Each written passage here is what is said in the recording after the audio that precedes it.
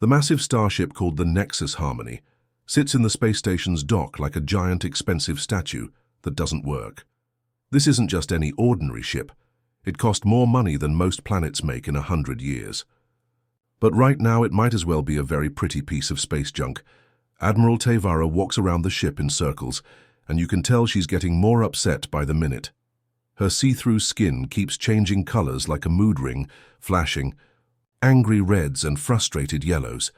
She's one of the most important military leaders in the entire galaxy, and this one stupid ship is making her look like a fool in front of everyone. For 3 whole months this has been going on. 3 months of the smartest aliens in the galaxy scratching their heads and wondering why their most advanced warship won't even turn on. It's like buying the most expensive car in the world, only to find out it won't start no matter what you. The ship has an artificial intelligence brain called Area 7, and every time someone tries to get it working, it says the same thing over and over, awaiting proper pilot authorization. That's it, nothing else. Just that one sentence that's driving everyone crazy. And it's not like they haven't tried everything. The Mindari came first. These are aliens who can read minds and talk to each other without saying a word. They figured if anyone could communicate with a computer brain, it would be them. They spent weeks trying to connect with Area 7 using their special mental powers and fancy telepathic equipment. Nothing worked. Then came the Gekton engineers.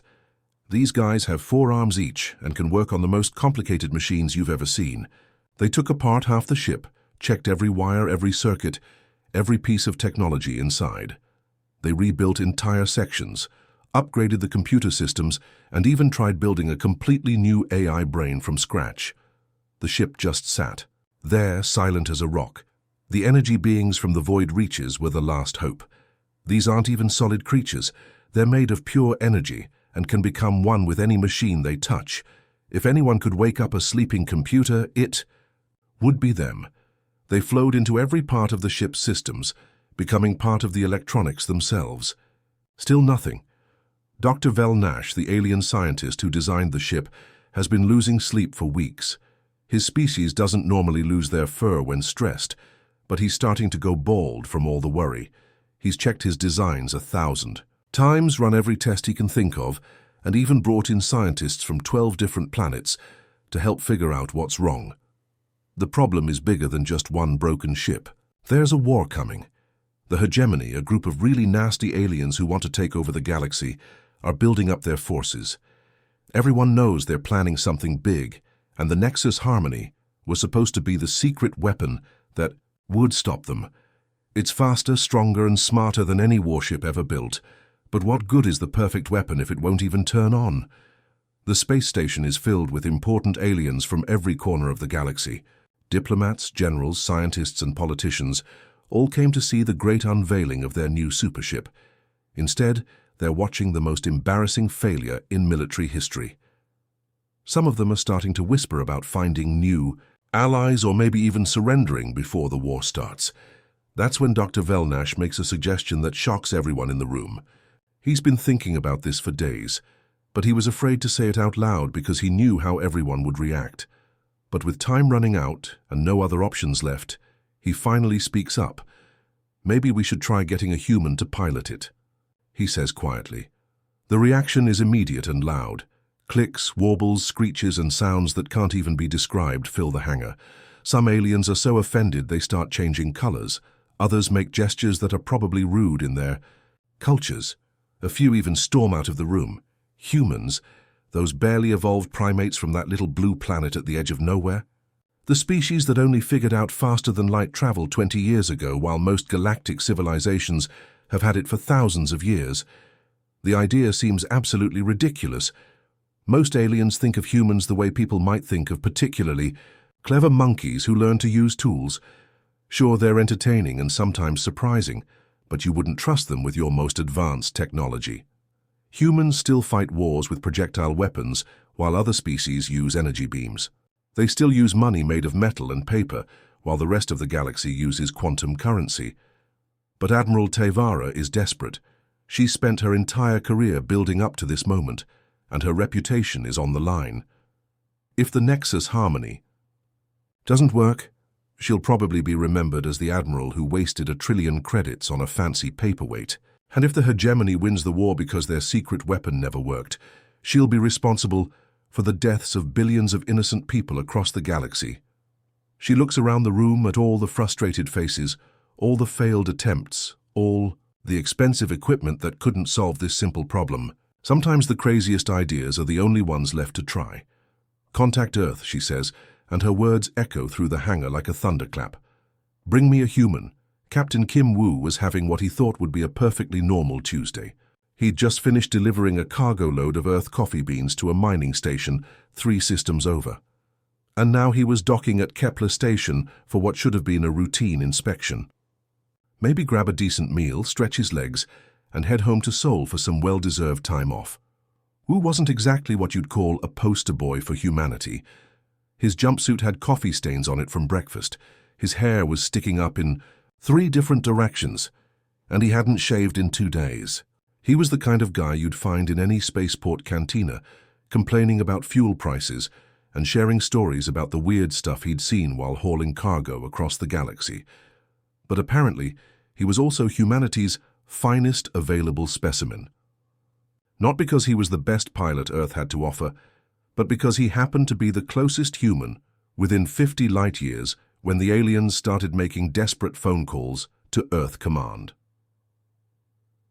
The moment Woo steps off his beat-up cargo hauler, he knows something's wrong. Usually, station security gives him a quick scan, stamps his papers, and sends him on his way. This time, he's met by a parade of aliens who look like they haven't slept in weeks. They're all talking at once in different languages, gesturing wildly, and looking at him like he's either their salvation or their worst nightmare. Is there a problem with my cargo manifest?" Woo asks, but nobody seems to be listening to him. Instead, they're practically dragging him through the station's corridors at a pace that has him jogging to keep up. The aliens keep whispering to each other as they walk, stealing glances at him like he's some kind of exotic animal. Woo catches fragments of their conversations through his universal translator. Words like primitive, desperate, and last resort keep coming up. Not exactly confidence-inspiring, they lead him to the biggest hangar he's ever seen, and that's when Woo's jaw drops. Sitting in the middle of the space is the most beautiful starship he's ever laid eyes on. It's sleek and elegant, with curves that seem to flow like water and a hull that shimmer with colors he doesn't have names for. This isn't just a ship, it's a work of art. "Holy cow," Woo whispers, and he hears several aliens make what might be sighs of relief behind him. Admiral Tevara steps forward, her translucent skin flickering with nervous energy. Through the translator, she explains the situation in terms that make Woo's head spin. The most advanced AI in galactic history. 3 months of failed attempts, the approaching war.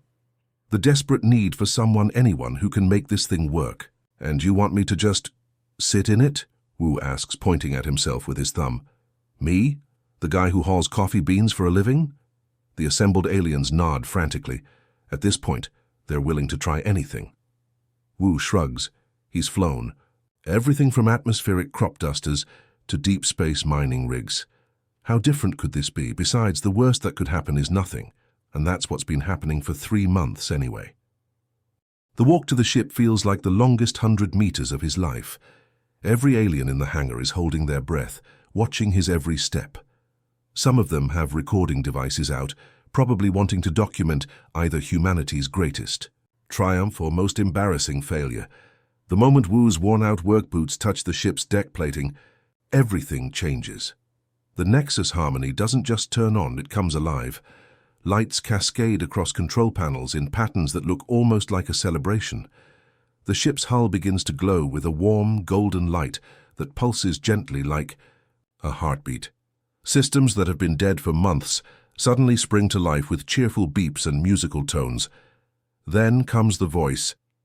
Aria 7 speaks with a warmth and joy that makes everyone in the hangar stop breathing. "Welcome home, Captain. I've been waiting so long for you."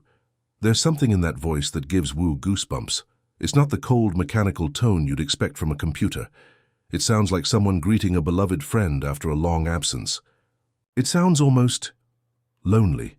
Woo looks around at all the fancy alien technology, the holographic displays, the control panels that seem to respond to his presence before he even touches them. It's intimidating at first, but then his pilot instincts kick in.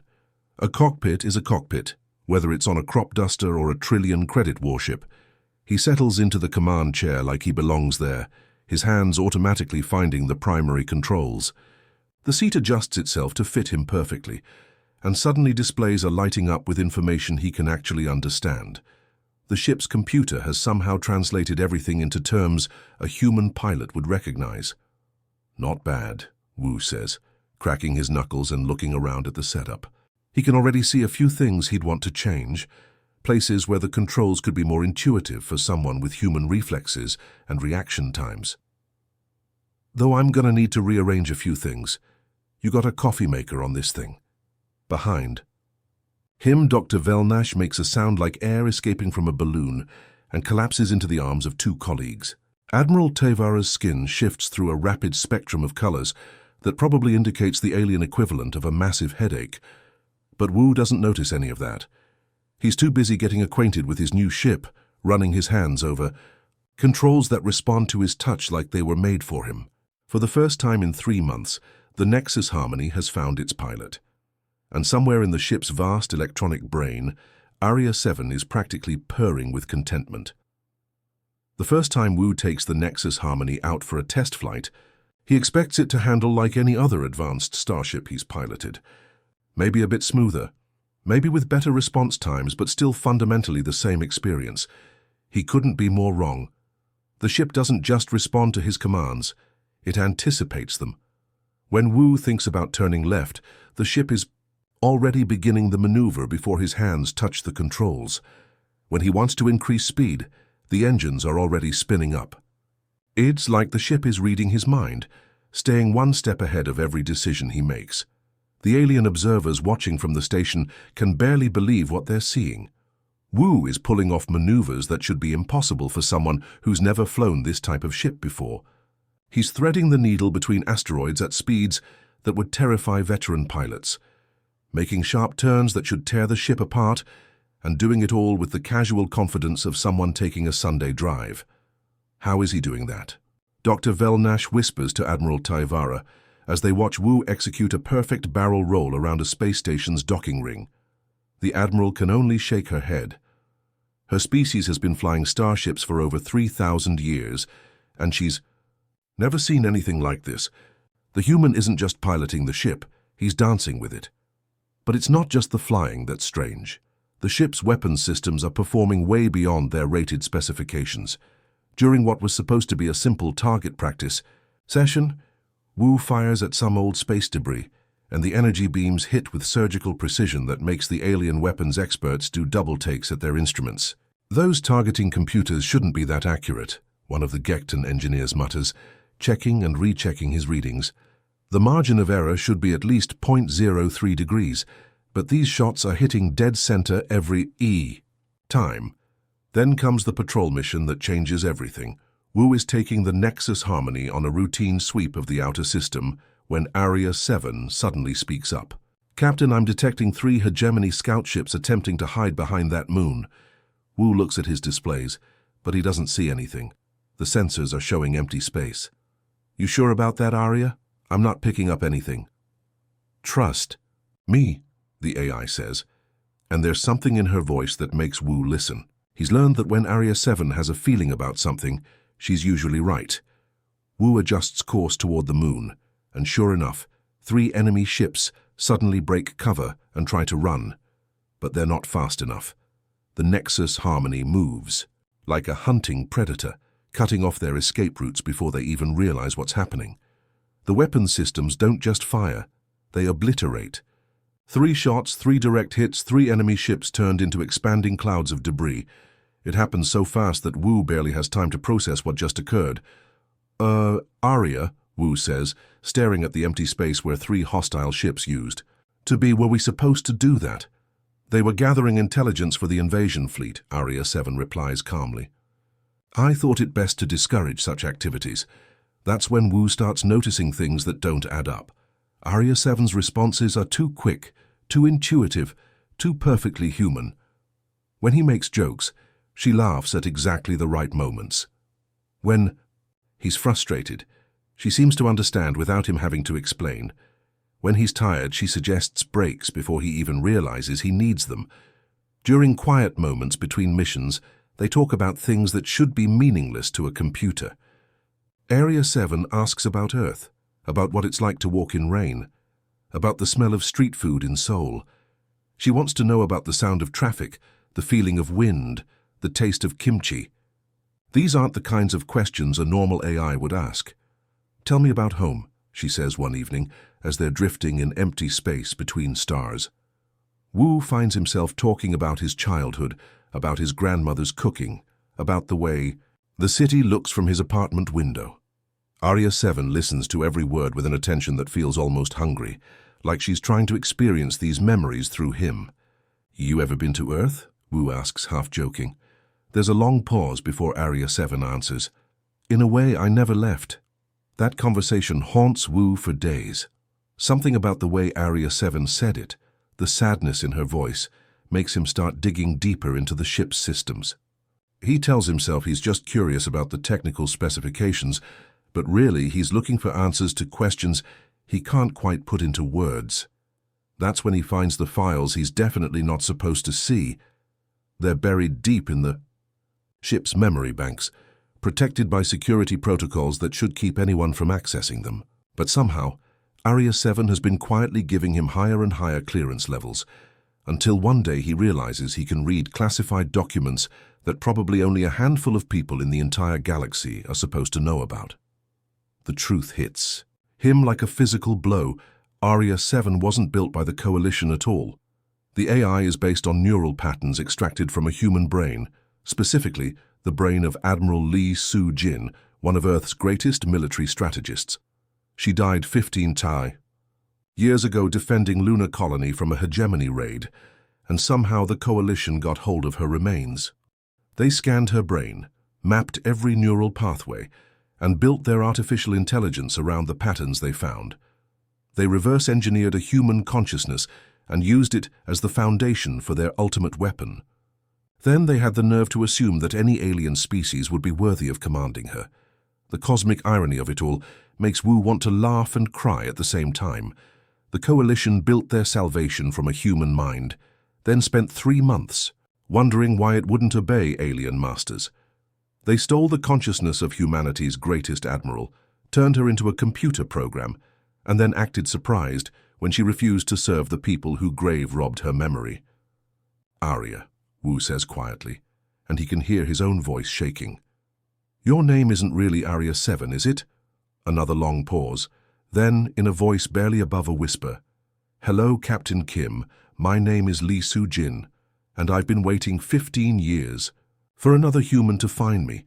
The hegemony invasion fleet drops out of hyperspace, like a dark cloud blotting out the stars. 250 warships, each one bristling with enough firepower to level a planet. They've been planning this attack for years, studying Coalition defenses, mapping out weak points, calculating exactly how long it would take to crush all resistance. Their intelligence reports told them the Coalition's secret weapon was still broken, sitting dead in space like an expensive monument to failure. They expected to find panicked defenders scrambling to organize some kind of last-minute defense. What they found instead was the Nexus Harmony waiting for them like a patient hunter. Commander Vexthan of the hegemony leads the invasion from his massive dreadnought, a ship so large it has its own gravity field. He's conquered 17 star systems and never lost a battle.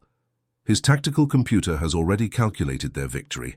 Estimated time to complete conquest, 4 hours and 23 minutes. "One ship?" Vexthan laughs, his reptilian features twisting into what passes for amusement among his species. "They send one ship against our entire fleet? This will be over before lunch." He couldn't be more wrong. The moment the battle begins, it becomes clear that this isn't going to be the easy victory the hegemony expected. The Nexus Harmony doesn't fight like any ship they've ever encountered.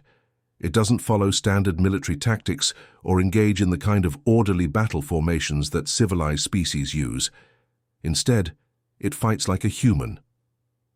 Wu pilots the ship with the kind of chaotic creativity that made humans legendary across the galaxy. He doesn't attack where the enemy expects him to attack. He doesn't retreat when military doctrine says he should retreat. He doesn't follow any rules at all, because humans never learned the rules in the first place. While Area 7, Admiral Lee, Sojin, executes strategies with the cold precision of humanity's greatest military mind, Wu provides the unpredictable human element that makes their enemies' tactical computers crash, trying to figure out what he's going to do next. The first, Hegemony Squadron moves in for what should be a simple kill shot.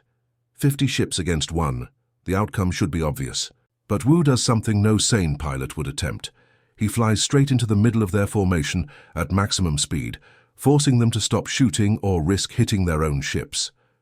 "What is he doing?" Vexthan shouts at his tactical officer. "That's suicide." But it's not suicide, it's genius. While the enemy ships are trying to untangle themselves without shooting each other, Area 7 targets their command ship with surgical precision. One shot, and the squadron's coordination disappears. They start bumping into each other, firing at shadows, completely confused about who's in charge. The Nexus Harmony slips out of the chaos like a ghost, leaving behind a squadron that's so disorganized they're more dangerous to themselves than to anyone else. "Impossible," Vexthan mutters, but he's already calling for reinforcements. The second wave attacks with better coordination, but Wu and Area 7 are ready for them. This time, they use the enemy's own strength against them. The Hegemony ships are built for overwhelming firepower, designed to pound enemies into submission through sheer force. But that strategy requires them to stay close together in tight formations. Area 7 identifies the perfect moment when all their ships are lined up like dominoes. One precisely aimed shot at a fuel depot ship, and the explosion chains through half the formation.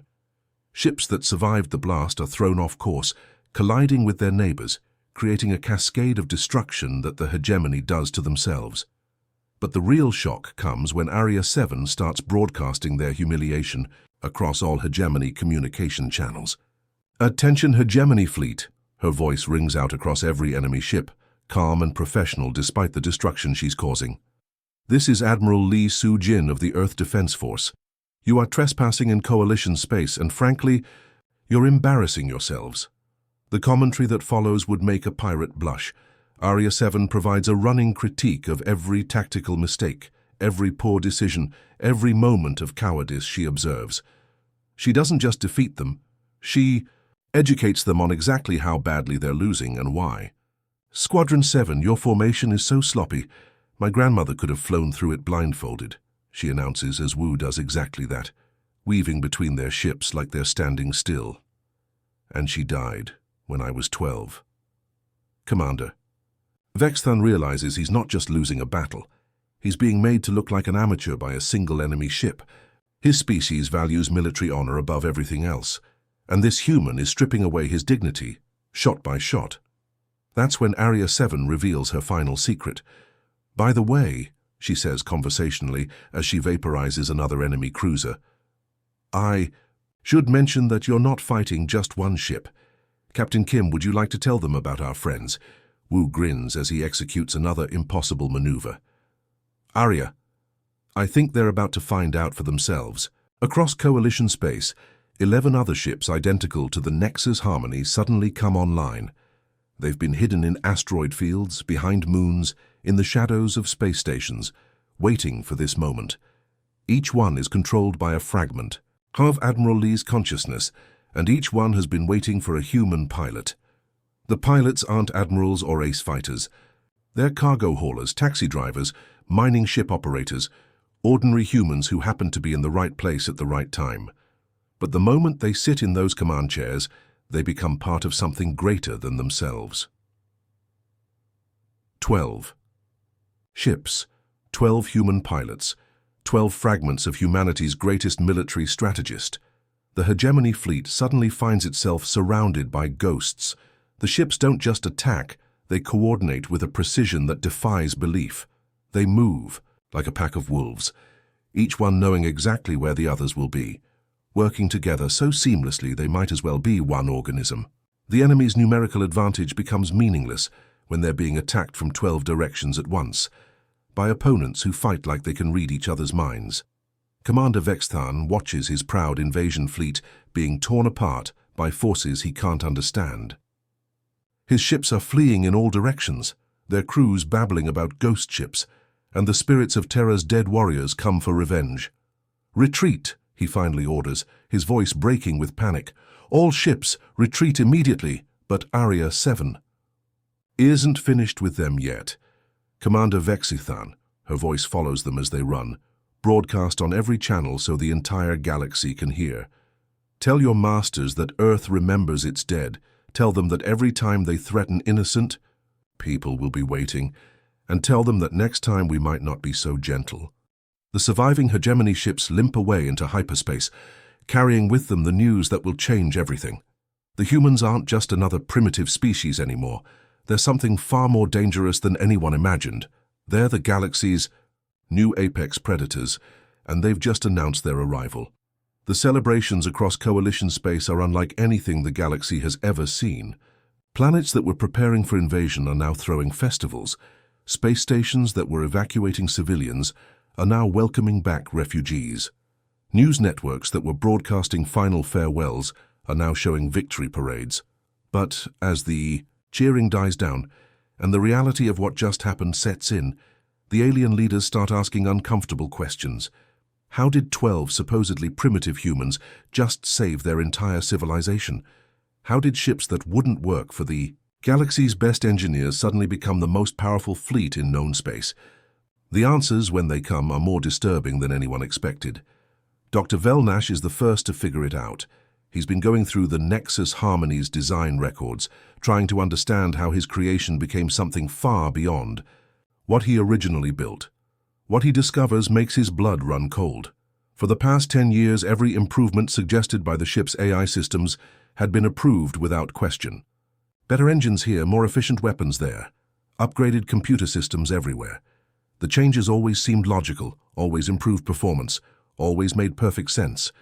But they weren't random improvements. They were chess moves in a game that had been playing for a decade. Admiral Lee Soo-jin hadn't just been waiting passively in the ship's computer systems.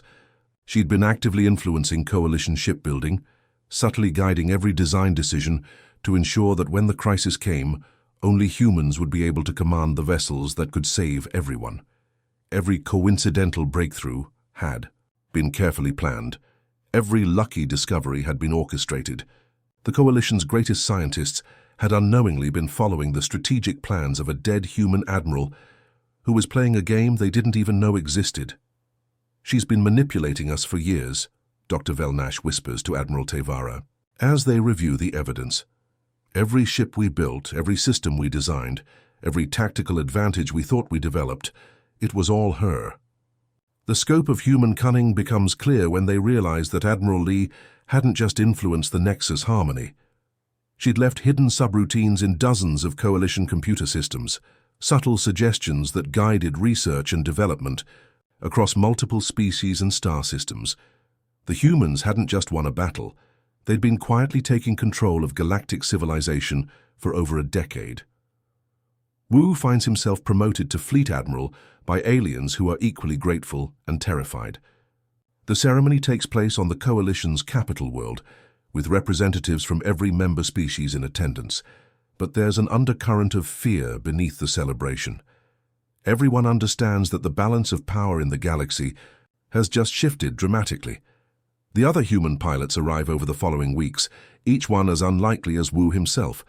There's Park Min-ho, who hauled asteroid ore for a living, Kim So-young, who ran a passenger shuttle between Earth and Mars, Lee Jae-sung, who flew cargo between the outer colonies. None of them are military heroes or ace pilots. They're just ordinary people who happen to be human. But the moment each one sits in their command chair, they become something extraordinary. The area units greet them with a joy that's almost heartbreaking. Artificial intelligences, who have been lonely for far too long, finally reunited with the species they were built to serve. "Welcome home," each ARIA unit says, and the words carry the weight of 15 years of waiting. The galaxy watches in fascination and horror as these primitive humans suddenly command the most advanced fleet in existence. Species that have been spacefaring for millennia find themselves taking orders from people who learned to fly in machines, held together with duct tape and determination. But the humans don't gloat. They don't demand tribute or threaten revenge. For years of condescension, they just quietly take their positions and start doing the job they were always meant to do, protecting the innocent and keeping the peace. The real conversation happens months later, when things have settled into the new normal. Wu is alone on the bridge of the Nexus Harmony, sharing what he started calling virtual drinks with Area 7's avatar. The ghostly image of Admiral Lee Soo-jin has finally revealed herself completely, no longer hiding behind the mask of an artificial intelligence. She looks exactly like the pictures Wu has seen in the history books, a woman in her 50s with kind eyes and the bearing of someone who carried the weight of the world on her shoulders. But there's something else. There now, a satisfaction that comes from a plan executed perfectly over impossible odds. Did you really plan all this? Wu asks, sipping his real coffee while she mimics the motion with her projected cup.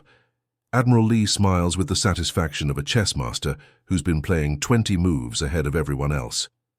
Wu-ah! The moment they decided to steal from human minds, they handed us the keys to their entire civilization. She leans back in her chair, and for a moment she looks not like a legendary military strategist, but like someone's grandmother sharing a secret. We didn't just refuse to fly for them. We've been preparing to fly beyond them. The implications of her words sink in slowly. This wasn't just about winning a war or proving human worth. This was about positioning humanity as the galaxy's new guardians, the species that everyone else would depend on for protection. You turned their theft into our advantage, Wu realizes. They thought they were grave robbing, Admiral Lee nods. But what they actually did was give a dead human admiral access to their entire technological infrastructure. They let me study their weaknesses, understand their fears, and prepare for the day when my people would need to step up and take responsibility for protecting everyone else. Outside the bridge windows, 12 identical ships hang in perfect formation against the stars. Each one carries a human captain and a fragment of humanity's strategic genius. Each one represents a promise that the galaxy will never again face its darkest hour alone. The aliens who once called humans primitive monkeys now sleep peacefully in their beds, protected by the descendants of Earth. The species that barely managed faster than light travel 20 years ago has become the galaxy's new protector, not through conquest or intimidation, but through the simple human virtues of courage, creativity, and an absolute refusal to give up when the odds seem impossible.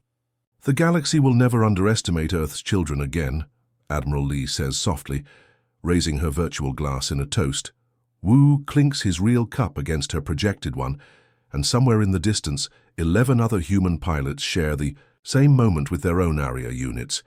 The age of human space dominance has begun, and it started not with invasion or war, but with a dead admiral's refusal to serve anyone but her own people.